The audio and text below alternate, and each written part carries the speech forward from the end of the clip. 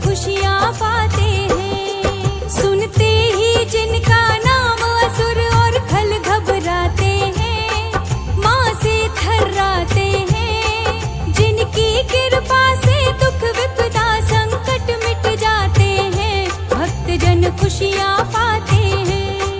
हे जग कल्याणी माँ, जय दुर्गा भवानी माँ। हे जग कल्याणी माँ, जय नमस्कार साई नमस्कार साई नमस्कार साई नमो नमः साक्षी रूपेण संस्था नमस्कार साई नमस्कार साई नमस्कार साई नमो ऋग्वेदो यजुर्वेदो सामवेदो सर्वे कौसंतु समासता यत्र गायत्री सावित्री शांति पुष्टि करी सदा सर्वे समुद्रास्त्र तीर्थां जलदानना आयन्त देव पूजार्थं पूजा काले सदा मम पुष्पं समर्पयामि नवग्रह कदम ब्रह्मा मुरारे त्रिपुरांतकारे बानो शशि भूमिसुतो बुद्धस्य गुरु शशो देव्यै महादेव्यै शिवाय सततं नमः नमः गुरुर्ब्रह्मा गुरु विष्णु परब्रह्म तस्मै श्री गुरुवे षष्ठम दिवस नवरात्रि का, शारदीय नवरात्र का छठवां दिन।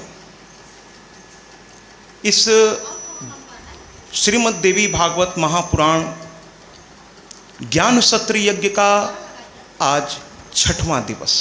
सेवा समिति में सभी बहुत आदरणीय और बड़े पदों पर आसीन सेवानिवृत्त सभी बहुत ही आदरणीय अधिकारीगण इसमें जुड़े हुए हैं। इस वरिष्ठ नागरिक सेवा समिति में मैं हृदय से उनका आभार व्यक्त करता हूं कि न केवल इस जनमानस को आपने शारदीय नवरात्र में देवी भागवत सुनने का सौभाग्य दिया, बल्कि मुझ एक बहुत ही छोटे, मैं तो कहता हूं कि भैया मैं कोई विद्वान नहीं हूं, आप सभी मुझसे बहुत आदरणीय हैं, श्रेष्ठ हैं। मैं हमेशा कहता सुनना कठिन है और सुनने से भी ज़्यादा उस पर चिंतन करना कठिन है और उससे भी ज़्यादा उसको आचरण में लाना कठिन है। इसलिए मैं जब भी इस कथा भाग को शुरू करता हूँ तो मैं हमेशा श्रोताओं को भी प्रणाम करता हूँ। आज हमारे बीच ऐसे तो सभी आदरणीय, इसलिए पहले मैंने उन आदरणीयों को याद किया। अब आप सोच रहे होंगे कि रोज़ की कथा तो पहले देव प्रणाम से महाराज जी शुरू करते हैं, आज उन्होंने अचानक से ये लाइन क्यों उठा ली? असल में हमारे बीच में दो हमारे बहुत ऐसे, आप सभी मेरे अंतरंग हैं, सभी मेरे अपने हैं, लेकिन दो व्यक्ति यहाँ आज प्रयागराज से चल करके मेरी कथा में आए हुए हैं। एक तो प्रयागराज का और एक आपके अवंतिका कॉलोनी के ही है। इसलिए प्रणाम परंपरा से पहले थोड़ा कहते थे ना, अतिथि देव भव, इसलिए वो सनातन धर्म का पालन करते हुए मैं उनका थोड़ा स्वागत करके फिर प्रणाम परंपरा में मैं प्रवेश कर जाऊंगा, क्योंकि हमारे यहाँ सनातन धर्म में कहा गया अतिथि देव भव। तो हमारे छात्र जीवन के हमारे अग्रज, हमारे सीनियर आदरणीय श्री कविंद्र सिंह जी हम लोगों के बीच मौजूद हैं। ये हाई कोर्ट के एक बहुत ही प्रतिष्ठित वकील हैं। मैं आप दोनों का हृदय से स्वागत करता हूं इस व्यास मंच में। और आप ओम जय माता की, ओम जय माता की, ओम जय माता। देवी या देवता स्वरूप में जो इस कथा को सुन ले, क्योंकि स्वर्ग में कथा नहीं होती महाराज, स्वर्ग में कथा नहीं होती। अगर होती तो पुराणों में लिखा गया होता कि सुखदेव जी महाराज या सूत जी महाराज स्वर्ग में कथा सुनाने गए, लेकिन ऐसा कहीं वर्णन नहीं। तो हम मनुष्य कितने भाग्यशाली हैं कि हमें ये कथा सुनने का सौभाग्य, हमें साधना करने का सौभाग्य, हमें अपने इस समस्त 84 लाख योनियों से मुक्ति का संसाधन इस पृथ्वी पर मनुष्य योनि प्राप्त करके हमें प्राप्त होता है। अगर इसको हम गंवा बैठे तो जैसा कि शास्त्रों में वर्णन है, पुनः 84 लाख योनियों के एक भवचक्र में हम पड़ सकते हैं। बाकी तो अपने अपने कर्म के अनुसार, प्रारब्ध के अनुसार, संचित कर्म, वर्तमान कर्म, ये सब के अनुसार हमारी आने वाली जीवन निर्धारित होती है। हम अपने भाग्य विधाता स्वयं हैं। इसीलिए तो मैं बार बार कहता हूं कि वेद हमको सावधान करते हुए कहता है, वेद का पहला वाक्य, मनुर्भव, हे मनुष्य, मनुष्य बन जाओ। ये बात मैंने पहले दिन कथा में उठाई थी कि बड़ा हंसी आती है कि इस तो वही बात है कि किसी सुरेश जी से कहिए, हे सुरेश जी, आपका नाम क्या है? यानी मनुष्य से वेद कह रहा, वेद का पहला वाक्य मनुर्भव, माने हे मनुष्य, मनुष्य को बन जाओ, यानी मानवीय संवेदनाओं से परिपूर्ण हो जाओ। इस पर हम बहुत विस्तार में भी नहीं जाएंगे क्योंकि पहले दिन इस पर चर्चा हो चुकी है। आज कथाएं बहुत हैं। तो ये पुराण परंपरा को हम आगे बढ़ाते हुए दृश्य अदृश्य समस्त देवी देवता जो इस मां की कथा में पधारे हुए हैं, हृदय से उनका वंदन, अभिनंदन और उनको प्रातः, मध्याह्न, सायं, यानी हर प्रहर उनको मेरा नमन नमन नमन। कि इंसान से ऊपर की जितनी भी शक्तियां हैं वो पृथ्वी पर पैर नहीं रखती, यही पहचान है भगवान की। या देखिए, भगवान है तो शैतान भी होगा, देव है तो असुर भी होंगे। तो मां ने पहचान बताई कि कैसे पृथ्वीवासी पहचान पाएंगे कि उनके सामने कोई पराशक्ति तो नहीं खड़ी, और अगर कोई पराशक्ति खड़ी है तो वो जमीन पर पैर कभी नहीं रखेंगे, वो इसको मां समझते हैं। वो उससे 4 इंच ऊपर या 6 इंच ऊपर या 8 इंच ऊपर उनके पैर होंगे। लेकिन हम पृथ्वीवासियों की विडंबना तो नहीं कहूंगा, हमारी मजबूरी है, हम लॉ ऑफ ग्रेविटी से बंधे हुए, पृथ्वी का गुरुत्वाकर्षण, जिसके चलते हमको अपना पांव जमीन पर रखकर चलना पड़ता है। इसीलिए सुबह उठते ही हम लोग मां से क्षमा मांग करके, प्रणाम करके तब बिस्तर से पैर जमीन पर रखते हैं। इसीलिए कहते हैं, लोग कहते हैं कथाओं में क्यों आना चाहिए? कथा केवल कथा नहीं है, कथा हमारी जीवन शैली है। कथा हमें बताती है कि हम जो कर रहे हैं उसमें से क्या सही हो रहा है और कहां हमसे चूक हो रही है। कथा तो प्रतीकात्मक है महाराज, इसके अंदर की मूल बात समझनी होगी। तो कल शुंभ और निशुंभ ने इतना अनैत मचाया, जब जिंदगी में, दुनिया में, संसार में, समाज में कोई ऐसा व्यक्ति आ जाए जिसका सिद्धांत ही यही हो कि न जिएंगे न जीने देंगे, ऐसे सिद्धांत के मालिक जब इस संसार में प्रवेश कर जाते हैं तो संसार को थोड़ा हिला देते हैं महाराज, उनकी व्यवस्थाओं को डावाडोल कर देते हैं, क्योंकि उनका पॉलिसी ही यही होती है, न खेलब न खेले दे, खेलबो बिगाड़ दे।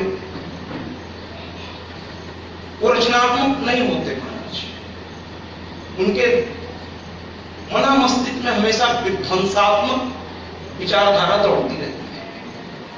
शुंभ निशुंभ ने ब्रह्मा जी से वरदान, कल की कथा में बात हो चुकी, वरदान ले लिया कि मैं मनुष्यों से अवध्य हो जाऊं।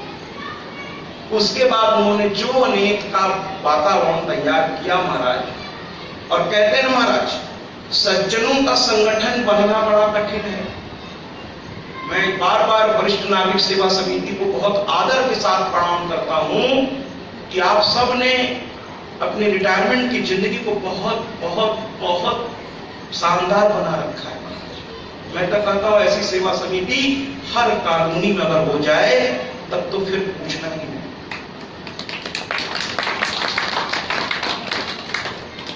गजब है आप लोगों का समर्पण। इतने बड़े बड़े पदों पर आप आसीन रहे और इतने सहज भाव से आप बैठ करके कथाएं सुनते हैं, इन व्यवस्थाओं को आप देखते हैं, आश्चर्य होता है। मैं आपको पुनः प्रणाम करता हूं। तो सज्जनों का संगठन, ये जो संगठन चल रहा है, संगठन को चलाने में जिनकी भूमिका है, उनके दिल से पूछिए कि किन किन हालातों से गुजरकर ये संगठन यहां तक पहुंचा है, किन किन हालातों से गुजर। क्योंकि सज्जनों का संगठन बनाना कठिन है, दुष्टों का संगठन बनाना बहुत आसान है। दुष्टों में आपस में संगठन बनाने के लिए दूसरे को न्योता नहीं देना पड़ता महाराज। मंदिर ले चलने के लिए आपको कहना पड़ेगा, बनाने के आप भी चलेंगे क्या? लेकिन मदिरा पीने के लिए खुद आपसे पूछेंगे कि चल रहे हो क्या? यही तो विडंबना है। जिधर नहीं जाना है उधर जाने को सब तैयार, और जिधर जाना चाहिए उसके लिए जो आदरणीय है वो बार बार कहते रहते हैं, आओ मेरे साथ आओ, मेरे साथ आओ, कुछ अच्छा करते हैं। वो बेचारे को कहना पड़ता है बार। सुम ने किसी को निमंत्रण नहीं दिया, खुद दुष्टों का एक बहुत बड़ा समूह उनके साथ आके खड़ा हो गया। दुष्टों में बड़ी तेजी से संगठन बनती है महाराज।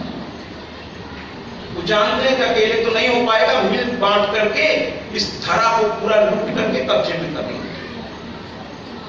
तो एक तरफ से धूम्रलोचन आ गया अपनी 60,000 सेनाओं के साथ, दूसरी ओर चंड और मुंड भी आ गए। आगे अभी चर्चा होगी कि धूम्रलोचन कौन ऐसे है, तो ये राक्षस दानव, लेकिन वास्तविक में ये प्रतीक है, ये हमारे और आपके बीच में भी मौजूद है, अर्थात हमारे खुद के हृदय में मौजूद है। जैसे मधु कैटभ हमारे हृदय में ही है। हर व्यक्ति के हृदय में मधु माने राग, कैटभ माने ईर्ष्या, और ये भगवान विष्णु 5000 वर्ष तक इससे लड़ते रहे। ये हम लोग पहले दिन की कथा में श्रवण कर चुके हैं। उसी तरीके से धूम्रलोचन भी कौन है, इस पर भी चर्चा हम लोग करेंगे। मधु कैटभ के साथ इधर चंड मुंड है, ये भी कौन है, इस पर भी चर्चा हो। और रक्त बीज तो महाराज अपने आप में ही कमाल था। याद है ना आपको, महिषासुर जब चिता में उसकी मां जलने लगी, तो उस चिता में से मैंने बताया था आपको कि 2 लोग प्रकट हुए। एक तो महिषासुर जिसका मर्दन हो गया महाराज। उस दिन हम लोगों ने कितने आनंद से, पूरी दुनिया इसकी प्रशंसा कर रही, क्योंकि ये कथा लाइव जा रही है पूरे नेट के माध्यम से, पूरे विश्व में हर सोशल मीडिया पर ये कथा है, यूट्यूब पर भी है। कहीं भी आप सत्याजी महाराज सर्च करके इस कथा का आनंद ले सकते हो। यहाँ के मातृभक्त अपने आप को भी देख सकते हैं कि कितने भाव से आप इस कथा को सुन रहे हैं। ये ऑन रिकॉर्ड है, कुछ भी अब ऐसा नहीं है, सब कुछ ऑन रिकॉर्ड चलता है, ये लाइव हो रही है। रोज की कथा समाप्त होने के बाद एडिटिंग होती है और सुबह होते होते ऑन एयर कर दी जाती है। और इस कथा की समाप्ति के 1 महीने बाद इसकी बकायदा एक सीरियल बनाते हैं, यानी जिस दिन से मैं आया हूं उस दिन से लेके जिस दिन मेरी विदाई हुई उस दिन तक का पूरी एक टीवी सीरियल की तरह आधे घंटे का एपिसोड बना करके यूट्यूब पर इसको प्ले लिस्ट में डाउनलोड भी वो लैब कर देगा। जब भी आप सत्याजी महाराज अवंतिका नगर नैनी केवल सर्च पे डालेंगे, ये 9 दिन की कथा प्ले लिस्ट में, इस कथा के समाप्त होने के 1 महीना बाद टीवी सीरियल की तरह ये आपके सामने, आपके टीवी पर, अगर आप नेट से जुड़े हैं, वाईफाई से जुड़े हैं, तो यूट्यूब पर टीवी पर सर्च कर लीजिए और पूरी सीरियल की तरह उसका आनंद बड़े से बड़े टीवी स्क्रीन पर ले सकते। ये पूरी एपिसोड बन जाएगा और अभी भी लाइव है, अभी भी आप टीवी पर देख सकते हैं, सोशल मीडिया पर देख सकते हैं, ये सारी कथा लाइव है। तो वापस शुंभ और निशुंभ के पास धूम्रलोचन आ गए, चंड मुंड आ गए, इसके साथ साथ रक्तबीज जब महिषासुर का जन्म हुआ उसी समय रक्तबीज भी पैदा हुआ। रक्तबीज कौन था महाराज? ये कोई और नहीं था, ये रंभ था। जो पुत्र के मुंह में ऐसा ग्रसित था कि शरीर त्यागने के बावजूद वो पुत्र के साथ साथ वापस इस पृथ्वी पर आया, लेकिन वो रक्त बीज के रूप में आया। इसका नाम पहले रक्त बीज नहीं था महाराज। ये तो जब महादेव की तपस्या करके महादेव ने कहा क्या वरदान चाहिए, कौन सा वरदान तुम्हें दे दें, तो ये औरों की तरह नहीं बोला और राक्षसों की तरह इसने बात नहीं की और दानवों की तरह इसने बात। मैंने उस दिन कहा था राक्षस अलग है, दानव अलग है, ये दो अलग प्रजातियां हैं, ध्यान रखिएगा। मैं बार बार इसको बता रहा हूं कि दोनों एक ही शब्द के पर्यायवाची नहीं है। दानव धनु के पुत्र हैं और ये देखने में बड़े सुंदर थे, राक्षस भयंकर होते हैं। सुन लीजिए, ये दोनों अलग प्रजाति है। तो ये दानव है, बहुत देखने में सुंदर है। कौन? शुंभ और निशुंभ, ये दानव है। और रंभ जो है जन्म लेकर महादेव के पास गया। महादेव ने कहा तुम्हें क्या चाहिए, तो और दानव या राक्षस क्या कहते थे, हमें अमर कर दो। भगवान मना कर देते थे, कहते थे अमर मैं स्वयं नहीं हूं, तुम्हें कैसे कर दो। अमर तो इस संसार में एक ही है, मूल प्रकृति, मूल तत्व। और वो कौन है? मैं लगातार 5 दिन से एक ही बात कह रहा हूं, मेरे लिए तो मेरा, जैसे कहते हैं ना कि हर बच्चे के लिए उसके अपने अभिभावक ही सब कुछ है, तो मेरी अभिभावक, मेरा सब कुछ मेरी मां है।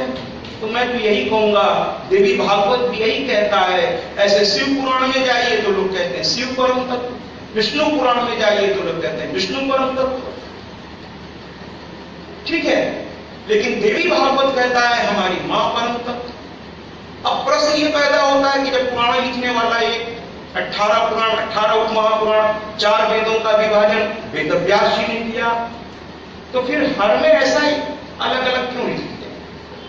उन्होंने इस भावना को ध्यान में रख के लिखा कि किसी बच्चे से अगर आप पूछें कि तुम्हारे लिए सबसे बड़ा कौन, तो यही कहेगा मेरे माता पिता, जिसने मुझे जन्म दिया। तो जिसका जो इष्ट है, जिसका जो सब कुछ है, वही उसके लिए सब कुछ है। इसलिए शिव के भक्तों के लिए कहा गया कि शिव तत्व ही सबसे ऊपर। भगवान नारायण के भक्तों से ये कहा गया कि नारायण सबसे ऊपर। और मेरी मैया के भक्तों के लिए कहा गया कि मेरी मैया परम तत्व सबसे ऊपर। उसमें कहीं कोई दुविधा नहीं, क्योंकि सब है तो एक ही नाम अनेकों एक मगर मां भगवती। ये गीत हम लोग बजाते हैं, है तो सब एक ही तत्व। वो धूम्र लोचन के बाद जब चंड मुंड आएंगे तो मैं बताऊंगा कि जब साधना आप करते हैं तो पहले भेद आता है, फिर विभेद आता है, फिर चिंतन आती है, और तब सही तत्व की पहचान। तत्व एक ही है महाराज, मूल तत्व एक ही है। अब उसको जिस नाम से पुकारना हो पुकार लीजिए। मेरे लिए मेरी मैया है, इसलिए मैं तो कहता हूं आदि अनादि अनामय अविचल अविनाशी अमल अनंत अगोचर अज आनंद राशि, ऐसी है मेरी मैया। ऐसी है मेरी मैया। तो कल देवताओं ने जब सताए गए, स्वर्ग से सुमन ने भगा दिया सबको, चलो हटो। कहते ना जिसकी लाठी उसकी भैंस, कहे ताकत अब मेरे पास है, तुम लोग चलो यहां सब निकलो।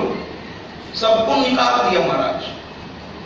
सब गुफाओं में गए, वहां भी जा जाके परेशान करता रहा, वहां भी जा जाके परेशान करता रहा। ये बेचारे भागे फिर रहे थे और वो पीछा कर रहे थे सुम्ब के सैनिक। तो ये कल की कथा में हो चुका है। ये इंद्र के पास एक प्रोटोकॉल है, एक प्रोसीजर है, सीधे सीनियर के पास आप नहीं जा सकते हैं। ये मैं 2 बार बता चुका, कल भी, कि फाइल पहले एक अधिकारी के पास, अगर उसके अधिकार क्षेत्र में है तो वो साइन करेगा, नहीं तो अपने सीनियर के पास। उसके अधिकार क्षेत्र में तो वो साइन कर देगा, नहीं तो वो अपने सीनियर के पास। लेकिन डायरेक्ट आप चाहे सुप्रीम कोर्ट पे जाकर के, कुछ इमरजेंसी अपील वकील साहब बैठे हमारे, तो बता सकते हैं कुछ हायर इमरजेंसी में शायद ऐसा होता, वरना एक प्रोसीजर है, लोअर फिर हायर फिर सुप्रीम, एक प्रोसीजर है। तो पहले देवता गए इंद्र के पास, क्योंकि उनके राजा थे, देवराज थे। इसके बाद इंद्र लेकर गए ब्रह्मा जी के पास, क्योंकि वो रचनाकार हैं, वो सबके पिता हैं। फिर वो लेकर गए महादेव के पास, क्योंकि देवों के देव महादेव सब देवों के गुरु हैं। गुरु भी कौन? गुरु बृहस्पति हैं, लेकिन ये गुरुओं के भी गुरु हैं, गुरुओं के भी गुरु हैं। फिर उसके बाद हुआ कि भाई अब सर्वश्रेष्ठ तो कहे भगवान विष्णु। ऐसे तो सभी देव अपने अपनी जगह पे श्रेष्ठ है, सर्वश्रेष्ठ है। तो ये लोग लेके गए भगवान विष्णु के पास। भगवान विष्णु ने अपनी बार हाथ खड़ा कर कहा नहीं नहीं, पिछली बार तुम लोग आए और हम लोगों ने तुम्हें महिषासुर मर्दनी दिया, नतीजा क्या हुआ? महिषासुर मारा गया। लेकिन तुम लोगों ने इसका दुरुपयोग किया है, तुम लोग आलसी हो गए हो, प्रमादी हो गए। ये विष्णु भगवान ने आज देवताओं को फटकारा कि तुम लोगों को हर चीज आसानी से मिलने क्या लगी है। जिस व्यक्ति को जीवन में जितनी आसानी से वो चीज मिलती है, उतनी तेजी के साथ, उतनी ही आसानी से वो उसे खो देता है। लेकिन जिस व्यक्ति ने स्वयं के परिश्रम से, जिसको विरासत में कुछ ना मिला हो, लेकिन सेल्फ मेड, स्वयं के परिश्रम से जिसने अपने समाज में स्थान बनाया है, अपनी प्रतिष्ठा बनाई है, उसकी प्रतिष्ठा अक्षुण्ण होती है। वो जल्दी उसे खोता नहीं है, क्योंकि उसे पता है कि इस चीज को पाने में कितने पापड़ बेलने पड़ते हैं। और जिसको यूं ही मिल जाती है महाराज, बहुत लोग उसको संभाल ही नहीं पाते। इसीलिए तो कहा गया है कि पूत कपूत तो का धन संचय, पूत सपूत तो का धन संचय। अगर पुत्र का पुत्र है तो धन सच के क्या करिएगा, सब उड़ा देगा। और पुत्र सपुत्र है तो वो इतना योग्य है कि वो आपके ही आशीर्वाद से, आपसे भी 10 गुना ज्यादा कमा करके वो आपके चरणों में रख देगा। इसलिए पुत्र सपुत्र हो तो भी धन की चिंता बहुत मत करिए उसके लिए, और कपुत्र है तो बिल्कुल मत करिए। कहने का तात्पर्य यह है कि यहां पर भगवान विष्णु ने कहा अब की बात नहीं, उस बार तो मैंने मदद की, नतीजा देखा, तुम लोग हो गए हो प्रमादी, आलसी हो गए। अब देवता थर-थर कांपने लगे, कहे महाराज अगर आप नहीं करेंगे तो कौन करेगा? कहे अब की बार मदद करेंगे, लेकिन कैसे? गुरु बृहस्पति बताए। और गुरु बृहस्पति ने क्या कहा? हिमालय पर जाओ, जाकर स्वयं तपस्या करो। बिना साधना के शांति की प्राप्ति नहीं हो सकती। साधक बनो, जाओ, चमत्कार को उम्मीद मत करो, साधक बनो, साधना करो। और कल की कथा में ये सब बातें, लेकिन आज मैंने दोबारा इसको इसलिए उठाया कि देवताओं ने वहां साधना करना शुरू किया। कितना सुंदर गीत से हम लोगों ने आनंद लिया, मां तू मुझे दर्शन दे, और अंत में मां प्रकट हो गई। लेकिन किस रूप में? गौरा रूप में। गौरा रूप में मां मिल गई। गंगा स्नान के लिए हिमालय की गुफा से निकली, देखा हमारे बच्चे खड़े हैं। और माताएं जानती हैं कि अगर बच्चा दुखी हो तो मां को बहुत असर पड़ता है। इस धरा की मां को पड़ता है तो ब्रह्मांड की जननी है। उसने देखा हमारे बच्चे इतना परेशान, उसकी भौहें थोड़ी तंग गई। अरे तुम लोग यहां, मैंने तुमसे कहा था ना कि जब जब बाधा पड़े मुझे याद कर लेना। तो तुम्हारे ऊपर अगर कोई संकट आई तो मुझे याद क्यों नहीं किया? सब देवता उनके चरणों में पड़ गए, कहने लगे महाराज मैया याद ही तो कर रहे थे आप। तो कह रहे फिर मुझ तक आवाज तुम्हारी क्यों नहीं पहुंची? ये देखिए, ये प्रतीक के रूप में आप भी समझ लीजिए कि आप कहते ना भगवान मेरी सुन क्यों नहीं रहा? अरे सुन इसलिए नहीं रहा है, ये बात मैं कई बार आपसे कह चुका हूं कि सुन इसलिए नहीं रहा है कि आपकी साधना की प्रखरता अभी उतनी ऊंचाई पर नहीं पहुंची कि जाने अनजाने में किए गए जो आपके कुकर्म हैं, जब तक आपकी साधना की आहुति में वो जलकर जब तक भस्म नहीं होंगे एक एक करके, तब तक भगवान तक आपकी आवाज नहीं पहुंचेगी। इसलिए साधना को प्रखर। कर्म एक बीज है, सुबह से लेकर रात सोने तक जो कुछ भी आप करते हैं ये एक बीज के रूप में आप होते जा रहे हैं। ये समय के अनुसार फलीभूत होगा, ये पुष्पान्वित भी होगा, फलान्वित भी होगा। अच्छा कर्म भी पलटकर आपको अच्छे सुकर्म का आनंद दिलाएंगे महाराज, और बुरा कर्म जो है आपको उसका भी फल मिलेगा। उसमें कोई यंत्र तंत्र मंत्र काम नहीं आता महाराज। फिर आप कहेंगे फिर भगवान की पूजा क्यों करें? जब करने को भोगना ही है तो भगवान की पूजा क्यों करें? तो भैया इसका एक ही जो मेरे समझ में आता है, मैं आपके बड़ी विनम्रता से आपके सामने रखना चाहूंगा कि शायद पूजा पाठ साधना हमें अपने किए गए कर्मों में सही और गलत की पहचान कराती है। पहली चीज, जैसे जैसे हम साधक बनेंगे वैसे वैसे हमें समझ में आने लगेगा कि हमसे कहां गलतियां हो रही हैं। पहला क्लास। दूसरा कल मैंने बताया था पछताने का सीढ़ी क्या है। मैंने कल आपको पाप और पुण्य के बारे में थोड़ा सा बताने का विनम्र प्रयास किया था कि पाप हमेशा अपने आप को छुपाने का प्रयास करता है और पुण्य अपने आप को उद्घाटित करता है, प्रकाशित करता है। यही पहचान है। जब आप कोई काम जीवन में कर लें और उसे छुपाने का प्रयास करें तो समझ लीजिए ये पाप है। बड़े बड़े शास्त्रीय शब्दों में नहीं पढ़ेंगे, सामान्य शब्द में हम समझते हैं कि पाप क्या है। बहुत सुनते हैं पाप पुण्य, पाप पुण्य, पाप पुण्य। क्या है पाप? जिन कामों को हम प्रकाशित न कर सकते, जिन्हें कर तो ले हम लेकिन किसी और को ना बता सके, और किसी को पता चल जाए तो कहते देखो दूसरे को ना बताना, यही पाप है। और पुण्य, पुण्य तो प्रकाशित होने के लिए बेचैन रहता है, बेचैन रहता है।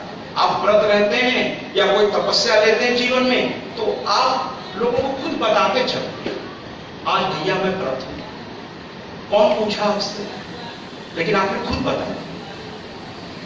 आज सुबह से जल भी नहीं लिया, कौन पूछ रहा है आपसे कि आपने क्या लिया क्या नहीं लिया, किसको पढ़ी है, लेकिन आप बता रहे हो।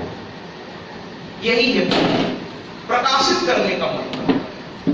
अच्छे काम जब आप करते हो तो आपको लगता है दुनिया थोड़ा जाने दो।